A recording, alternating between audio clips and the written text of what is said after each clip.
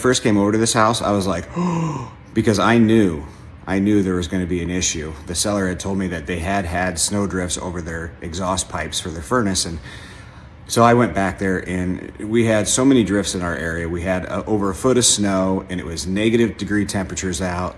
It's just set up for a total disaster. So I go in the backyard and yep, sure enough, those pipes were buried. I dug them out, probably had to dig down 2 or 3 feet to get them out of there. And I got them cleared, came inside and it was freezing inside. All of the sinks were frozen on the main level. The furnace was not on. So it was definitely the makings of a total disaster. So I went down in the basement, checked the furnace. I made sure that, I shut off the switch, try and reset it.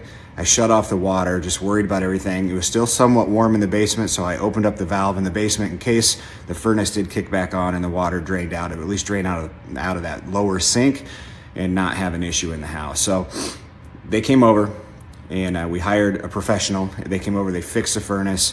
They had to replace the heating unit. And now it is 70 degrees in the house. Everything's starting to thaw out. The pipes seem to be just fine. And it looks like we totally avoided a major disaster. And you might ask what I have to do with it. I'm a real estate agent. This is my listing. And I called the sellers because I was worried for them because they live out of state and they didn't have someone checking on the house at these frigid temperatures. So I just was like, okay, I'll handle it. That's where I come into play.